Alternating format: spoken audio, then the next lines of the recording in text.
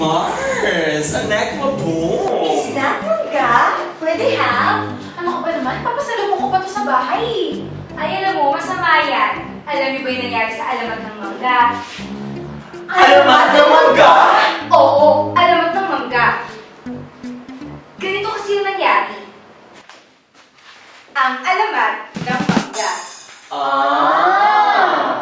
Noong unang panahon, ay mayroong isang batang nagngangalang Ben. Si Ben ay isang mabait at matulunging bata. Isang araw, habang naglalako ng tinda niya kakanin, ay may nakasalubong siyang isang matanda. Apo! Tulungan mo naman ako! Gutom na ako at hindi pa ako naliligo. Naku! Tamang-tama. Heto pong bibingka, kumain po kayo. Saka, tama naman po kayo sa bahay namin, papaliguan ko po kayo. Ang dumi-dumi nyo na po eh. Nang tumanda si Ben, ay dinapuan siya ng malalang sakit.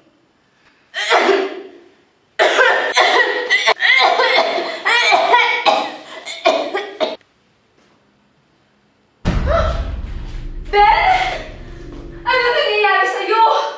Mga kapitbahay! Tawagin niyo si Mang Wacho, yung manghihilot! Ben! Ben! Ben! Nung burol ni Ben, ay may dumating na isang diwata. Ibigay ninyo sa akin ang puso ni Ben at ililibing natin ito sa lupa. Ting! Ang pala! Ting! At tumubo nga ang nasabing halaman. Ano ito? Isang prutas na hugis puso? Hindi kaya si Benito?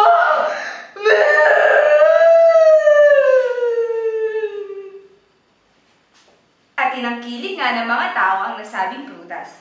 Hindi naglaon ay tinawag nila itong mangga. Ang alamat ng mangga. Wait a second. It's not naman like that ang nangyari sa alamat ng mango eh. It's like this kaya. Ang alamat ng mango. Oh! Once upon a time, may some like kid whose name is Ben or whatchamacallit? Isang araw, while on his way to his favorite coffee shop to buy some frappuccino, he like saw this fireside friend na walang mulak ng buy ng own drink. Is he like poor or something? Girl, pautang naman me. Buy lang ako ng espresso. No, girl, it's on me. What do you like, ba?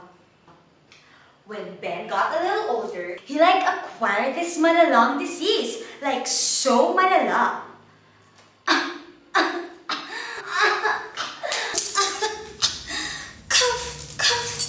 Ben! Ben! OMG! Ben! Ben! Ben! So wake me, Ben. There like appeared a fairy and she's like, hey girl, give me a Ben's puso and we'll make on it sa soil. And the plant grew up. Oh my god! This is like fruit or something. OMG. I think it's Ben's. No, JK. People made them kilig the fruit and after some time called it mango. Ang alamat ng mango.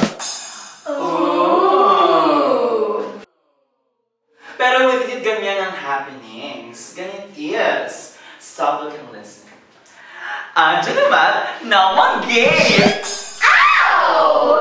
Noon si Maharing Marie, may isang bagets na Ben ang name song. Si Ben ay isang very, very nice na bagets.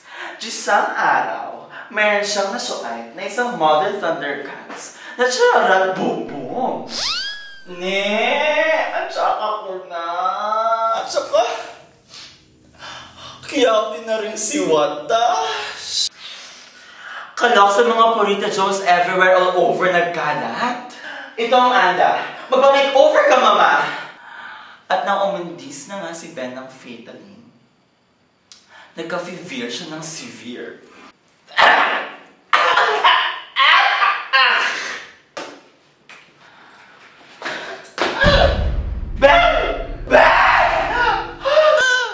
Mother! Ben is sick! Call the doctor very quick! Sa burol siya ni Ben, may grand entrance na fairy godmother. Have ko na ang heart siya ni Ben, ibabaon siya natin sa kingdom ni Watash. At nag-grow ever nga ang Plantation Bay. Aning tourmaline, isang frutella na heart-shaped China. Ngunit yan kaya kay Ben it is. At fanatics nga ang mga otaw sa frutella na iti. At di naglaon, calling me binali itong manggay. Ay, mangga pala. Ano naman? Ng mango! Ow! At yun na nga nangyari sa alamat ng mangga. Kaya huwag ka magdadamot ha. True, girl. Tama, pag-ati-hatian na natin. Dapat na.